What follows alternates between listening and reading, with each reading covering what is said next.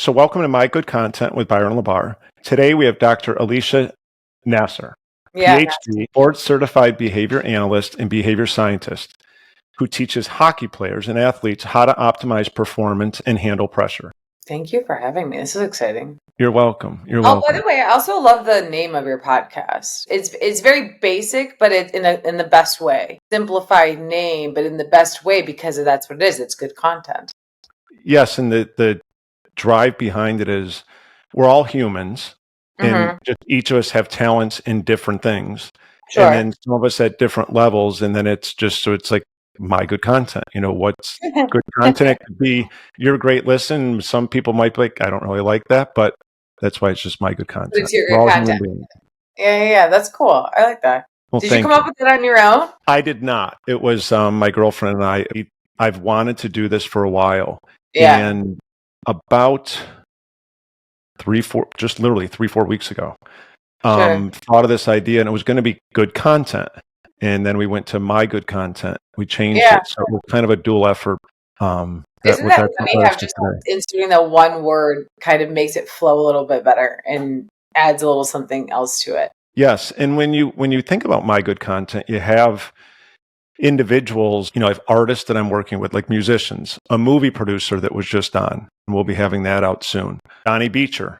And when I worked with Johnny, worked with his brother and his parents as well. So it was like a whole family type of thing along the journey for them. Musicians, elite triathletes, have a professional runner, Emily Mackay, who made it to the second round in the 1500. She's competing at the Olympic trials. So a lot of unique people in different various sports and realms of life. It's very cool. Well, thank you. Yeah. So speaking of all that, your personal journey, I'm thankful to have met you through Tasha Beecher, Johnny's mom. So thank you very much. And so your career spans across various roles and disciplines with behavioral sports psychology. What personal experiences or moments in your life led you to choose the specific path that you're on? Yeah, it's a great question because it's very unconventional. I actually was working with children and adults with neurodevelopmental disabilities before I got into sports. So a lot of my clinical training and my medical training, my theoretical training is in behavior analysis, so the study of human behavior. But I was trained and I did a lot of my clinical rotations at Johns Hopkins University in the the neurobehavioral unit. So this has nothing to do with sports, but at the same time, it kind of has everything to do with sports because it's behavior. And so I would study and treat and intervene on behavior in the most intense cases. So these were individuals who engaged in such severe behavior that they were a threat to themselves or society just because they were harming themselves or harming others or property destruction or things like that. So it was really taking the most intense behavior, trying to understand why it was happening or what the variables that were causing it to happen, manipulating the environment to then either reduce it or decrease it or increase it.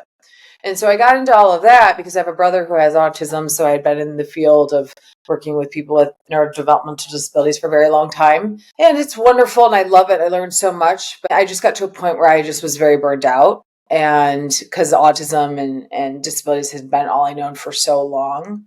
And in our field in applied behavior analysis, there is a very high burnout rate, very high.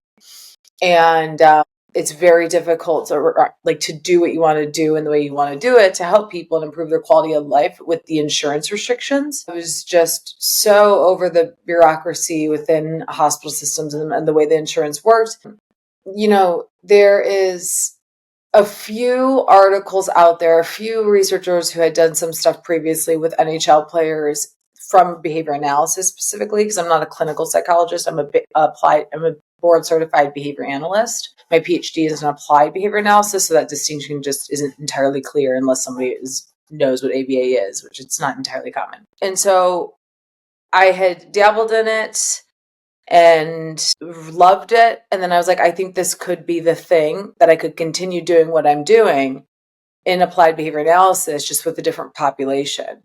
And then I took on one NHLer and then a second NHLer. And then from there, I was like, okay, I think I could roll with this. And then I started to do that. And it was about 3-4 seasons ago. And that's kind of how it's a long-winded way of answering your question, but I've never actually really explained my background entirely. I think people think that I just went right into sports, but I actually have like a 12, 13-year history of clinical training in all of my training in more complex behavior. But having that foundation has allowed me to, I think, be so successful with athletes. In working with athletes, I know mental endurance is a crucial aspect. Can you share any unique cases where you had to employ unconventional methods to enhance athletes' mental resilience? I'd love to hear more about what you have to say about the behavior side of that. Sure. So I'll reverse engineer your question to say that conventionally, thoughts and emotions are not viewed as behaviors, but they are scientifically, at least behavior analytically. How we define behavior is, emotions and thoughts fall under that realm. An athlete, a hockey player picking up a stick, moving his body in a certain way to win a puck battle, literally just the process of shooting the puck requires a lot of physiological responses from the body to engage in that behavior. So it's micro behaviors that add up to this macro behavior of shooting a puck. But those all can't happen without physiological responses within the body that allow for an athlete to do that, right? And so if lifting your hand and you're moving your body in a certain way to be able to shoot a puck requires physiological responses of the body, well, thoughts are physiological responses in the body. Everything is responses. We're just constantly responding to stimuli in the environment. We're constantly responding, and responding is just synonymous with behavior. We're always engaging in behavior. Everything is a response, right? There's the saying that it's behavior unless a dead man can't do it, So everything we do is a response, is behavior. I mean, a dead man can't think or have emotions, therefore thoughts and emotions are behaviors, right? What I do with athletes specifically is we approach how they view thoughts and emotions, including self-criticism, self-critical thoughts, including thoughts about past games, thoughts about upcoming games, anything that falls under the headspace domain of what might be going on during a performance or after or before performance and preparation that can optimize the performance. All of that falls under behavior. We approach the treatment, if you will, of that with the same strategies I would with any other client or when I was working in the hospital with the patient, is that first we would understand the environment in which those thoughts and feelings are occurring. Sometimes in the context of hockey, it's about who they're playing, what rink they're in, who their line mates are, right? These things are all part of the environment and they impact and influence the behaviors, aka thoughts and feelings that are occurring. So the mental endurance part, to answer your question, I mean, how do we go about employing unconventional strategies that help an athlete to endure more mentally? I mean, I think a lot of what I do is unconventional because there are some behavior analysts who work in health and fitness, but sports specifically with professional athletes is very new. I think I'm one of few, if not maybe one of the first, as I've been told by some mentors. So it's all unconventional to begin with. And the strategies for mental endurance are really about reframing how an athlete views the thing in the first place. So usually it's not about the thing, it's about the relationship to the thing. It's not, and by the thing I mean the mistake, quote unquote, or the opponent in front of them, or the injury. So it's not usually that thing that happens. It's their relationship and how they feel and think about that thing that happened. And so reframing, essentially looking at it through a different lens by manipulating the variables in the environment, is how we would go about enduring things from a mental standpoint that allows them to perform more optimally. A way of going about manipulating the environment is environmental prompts. It's not just talk therapy, and we don't just talk, we actually engage in behaviors. Is an environmental prompt of maybe writing on tape and taping it on his stick, like reframe, or some cue word, like some word that we have decided upon that will facilitate the redirection of the behavior that we call a thought. And so it's coming up with these strategies about how do we manipulate the environment, which is hard to do in the context of an NHL game, right? But it's doable. You just got to get creative. Yeah, for instance, if you're going in an away game, you're playing in a different atmosphere, it's hard to put yourself in that atmosphere without being in the atmosphere. Yeah, and to that point, actually, potentially, if they were in that rink before, like in a prior game, and maybe something happened that was ideal or not ideal, it could facilitate or initiate the thought or feeling that was once paired with that. It's like Pavlov's classical conditioning. Everyone always knows the Psych 101 example of Pavlov and the bell and the meat powder and all that. That's essentially what's going on is if you played in a rink before, and maybe, let's say, a blade came very close to your face or something, right? And there's some hesitancy there. Now, because of the way the nervous system works and the way that the mind works in pairing of environmental variables with behavior, you might then hold back or hesitate or grip or stick a little tighter, or maybe not be as physical in that game because of what took place in that environment last time you were there. And so, yeah, exactly to your point, it can also just work in the opposite direction. And you triggered something now that's taking me off tangent. I love tangents.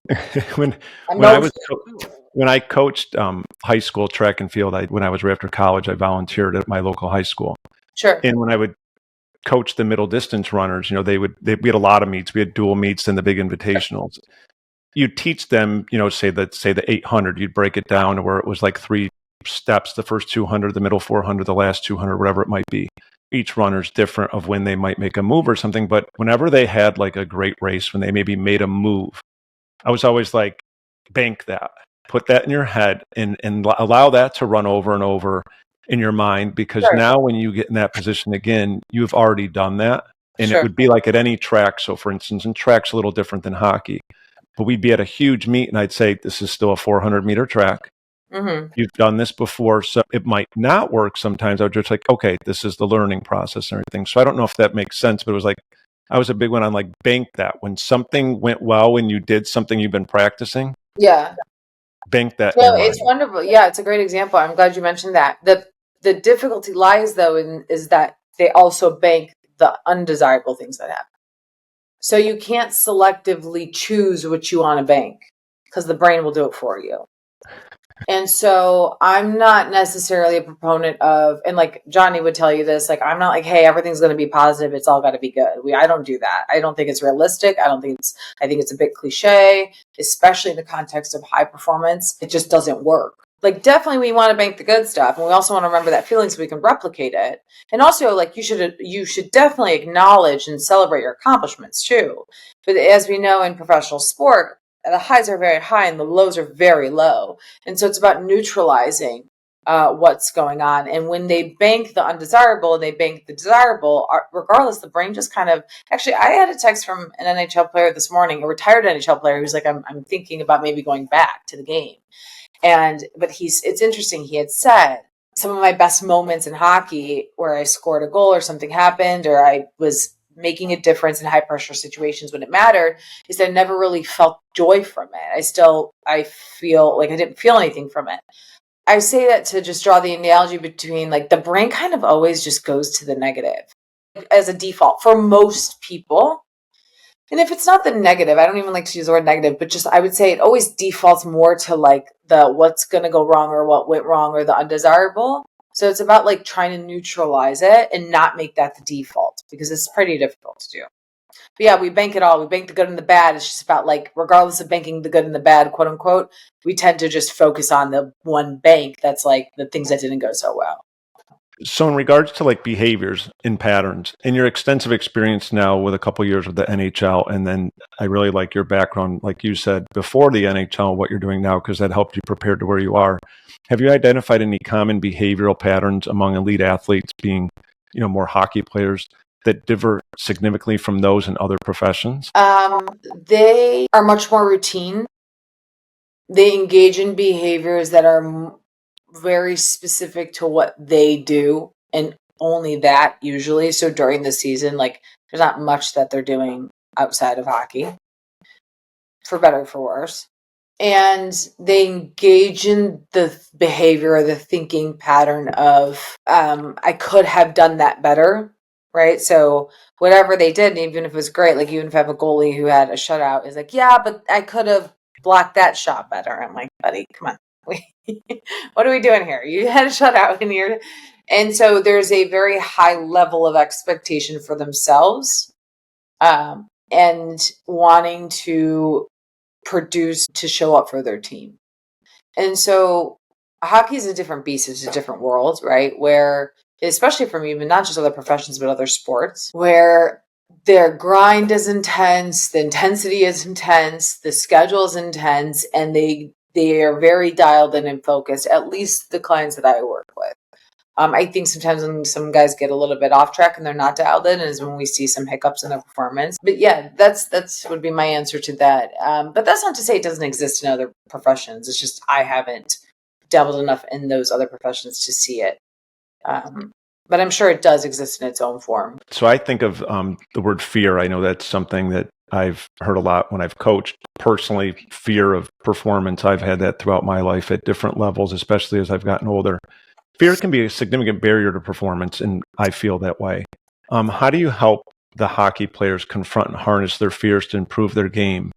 And has there any been particular memorable breakthrough in this area? So that's where the emotional intelligence piece comes in, because a lot of times they don't even recognize that it is fear. So they'll get angry or frustrated, and it's like, all right, well, why are you so angry about this thing? And then when you really break it down, it's because it's fear-based.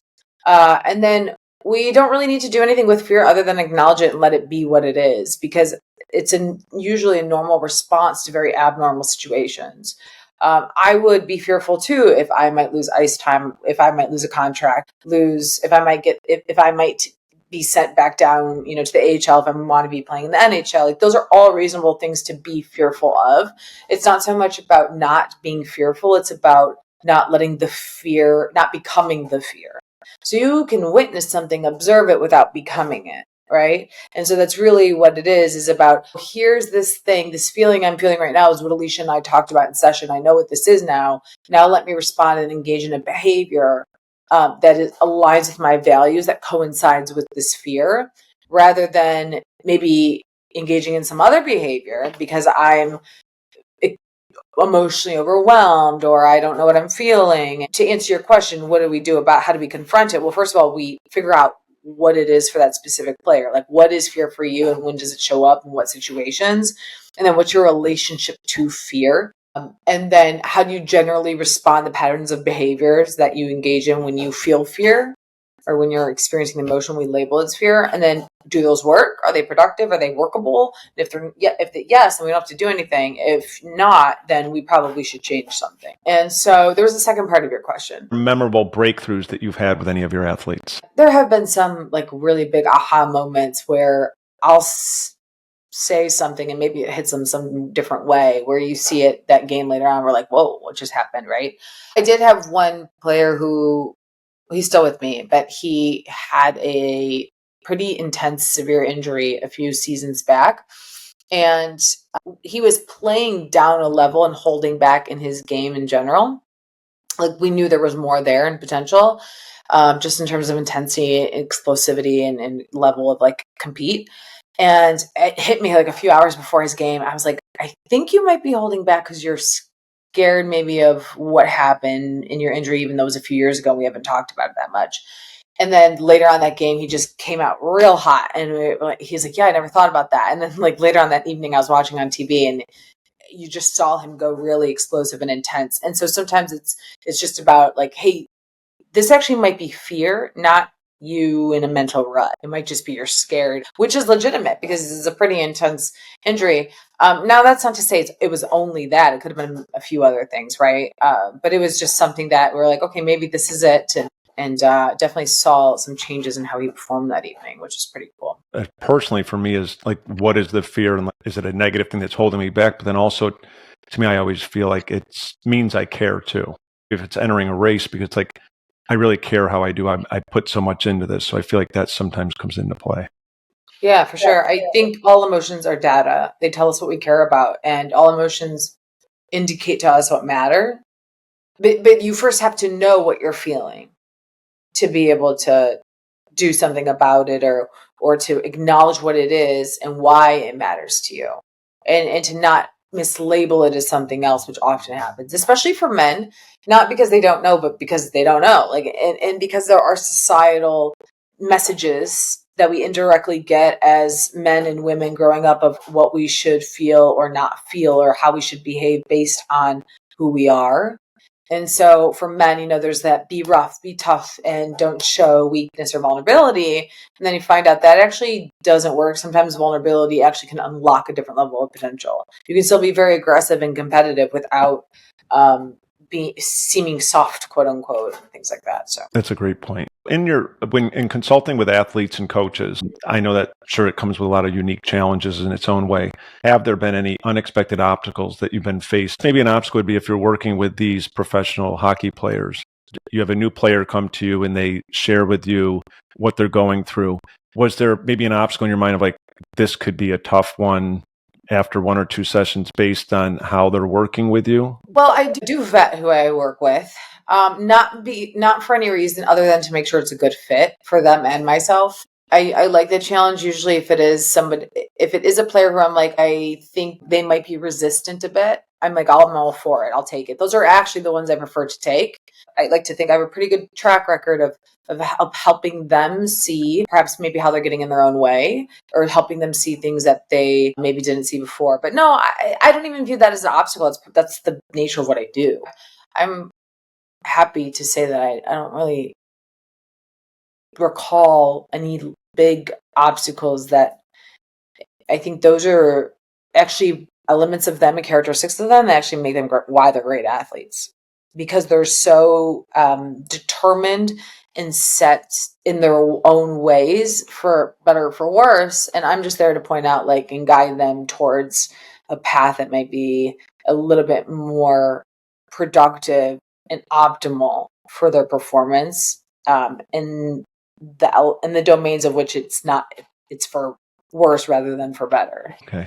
And then it's obvious the passion that you have for what you do. That's screaming when you talk about everything that you're doing here.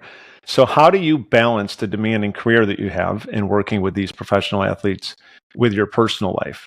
And what advice do you have for others in those types of situations? I don't believe that there's business and then there's personal life, at least as an entrepreneur. My belief, and this is just my belief, is that the two are not separate. If you love what you do, yeah, of course, there's some days where you're tired and you don't want to do, but I actually haven't had many days like that since I've been working with athletes. And that's because I'm fortunate enough to be able to go about my business in the way that fits me, fits the clientele, fits how I want to support them, how they need to be supported. So I don't think there's a separation between business and personal life. I also think, if, people who follow me on Instagram and social media see that it's just one version of me. So what you see on Instagram is what you get. High energy most of the time. I'm willing to say what I want to say if I think it'll be helpful, and sharing. And I also love community. I love connection. I love network. I love the families of the players that I work with. And so my brand is me. I was a business coach a few years back, about 4 years back. And I remember I had brought up to her, asking her about branding and things like that. And I need a logo, I need a brand. And I remember she was like, Alicia, a really good business is where the brand is you. You are the brand. And I like that. I was like, great, then I don't need to pay you. I don't need to hire you. We're good. There's a little bit more to it, obviously, but it really is just about being myself. And then there are some ways that I go about adjusting how I set up and structure my business so that it fits into my life as well, and supports how I want to be living my life and my quality of life. So for example, all the guys that work with me know this, but for the way that my business is set up is I don't go session to session. I go monthly, and I do 6-month increments, because nothing is a quick fix overnight, right? And I'm very committed to my players, and I expect the same level of commitment back in our work together. And so we go monthly for 6 months. Usually at the end of the 6 months, most will re-sign for another 6 months. And that's how we work. And we work every other week. We meet for session. And in between those biweekly meetings, we're in touch via text and voice notes. So the way that I set it up is I have 2 groups, A and B, and everyone's alternating, and we're meeting every other week. But then I open up my calendar and structure it so that the times when all these guys can schedule their sessions are times where I've already got my workout in. where I do my best writing and my best thought thinking in the very early morning. But then it also has to support them. Like they have morning skate during games. During the season, it's a bit different than off season because they're late and they're traveling and they're here and there. So you have to just find what works for you. And the moment you're not yourself is the moment it won't work. Like you have to just be yourself. Like sometimes you have to put yourself in check, and sometimes you have to also make some behavior change. I've had to make a lot on my end to show up for your clients.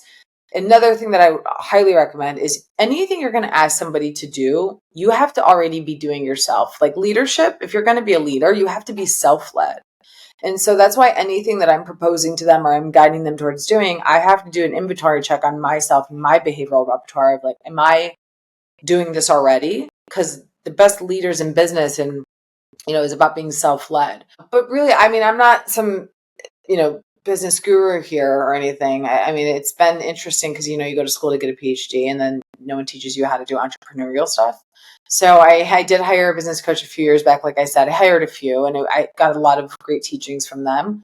The story that I got out of all of it at the end of the day was just like, you just have to be yourself. The moment you find you're not, or you're trying to replicate what somebody else is doing, or you go outside of the scope of who you are, it won't work. It won't feel right. It's not authentic. And your clients will be able to tell too. The saying that I've heard, and I hope I have it right here, but there's a quote: if you love what you're doing, you'll never work a day in your life. I know, I've heard that one.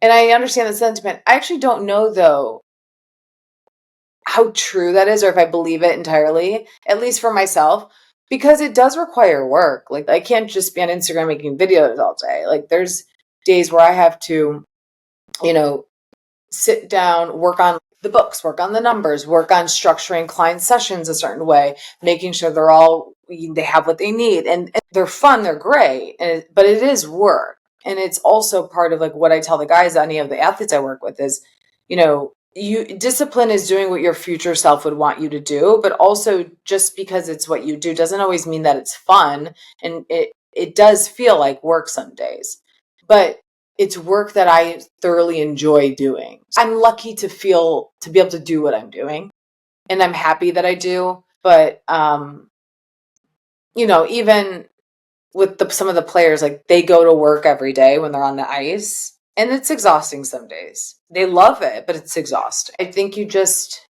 have to find what works for you.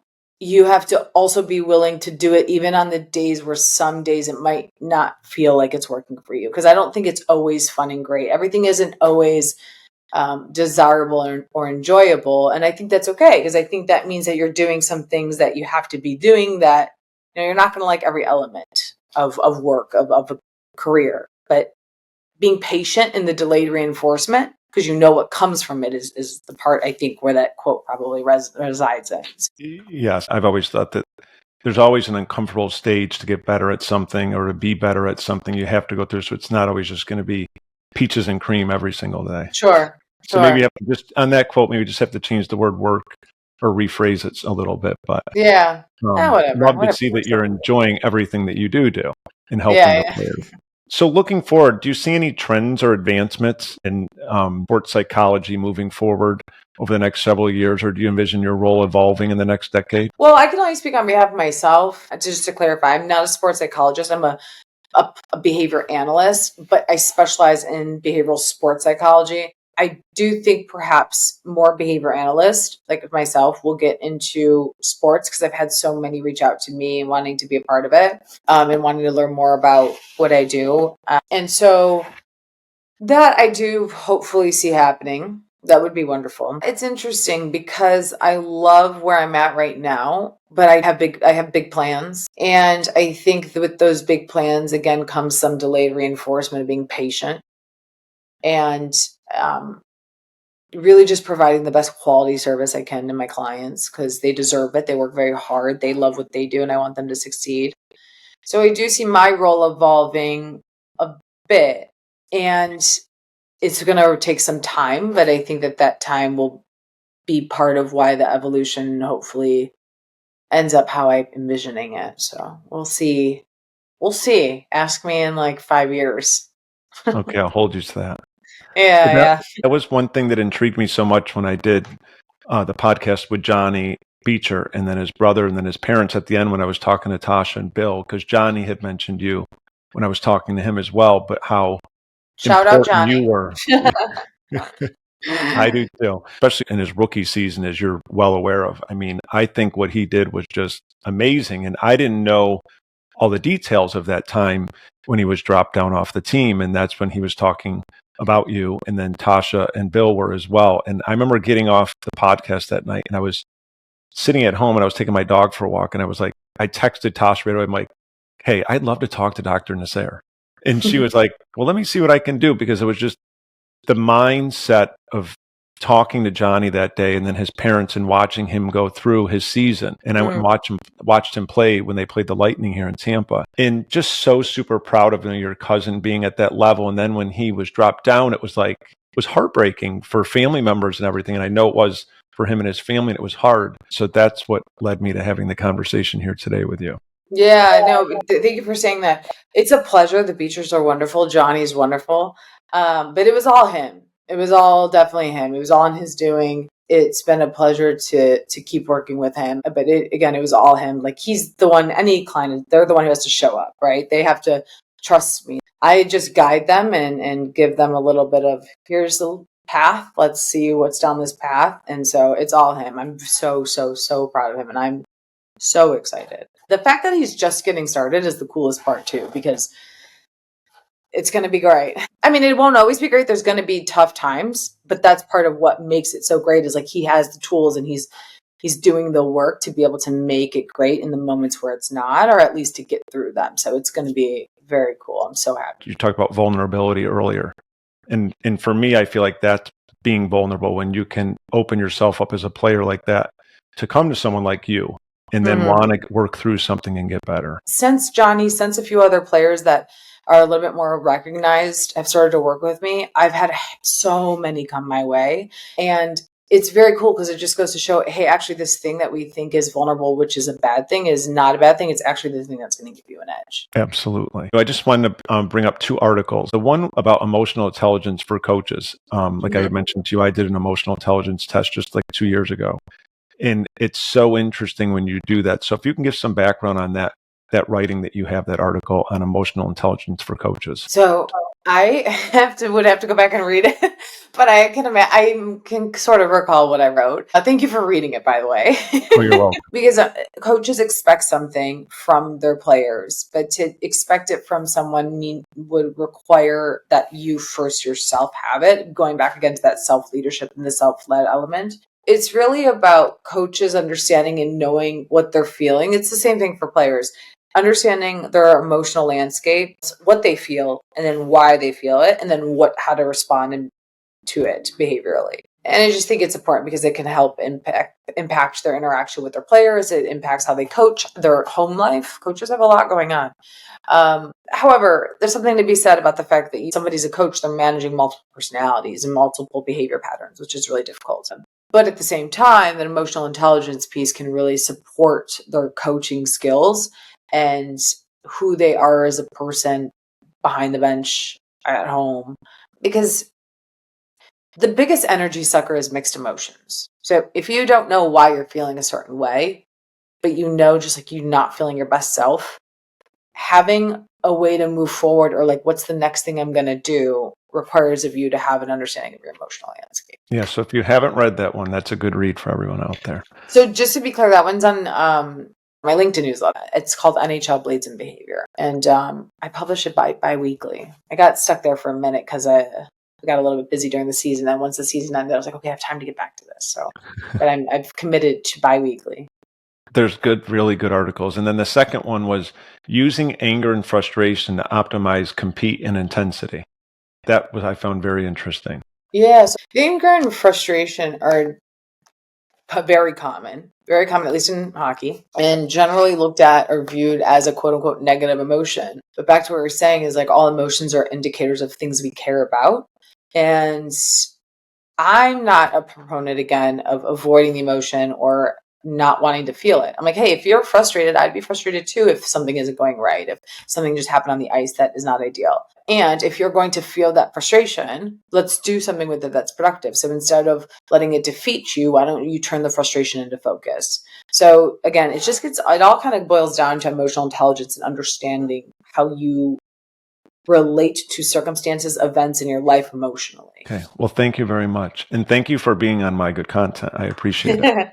Thank you for having me. You're Thank you. welcome. I'm so glad you reached out. This was great. And I'm excited to see where your podcast goes too. I mean, I know you've already had plenty of people on and recorded a lot of episodes. I like to support people when I believe in their vision and where they're going. So I think this will be very cool.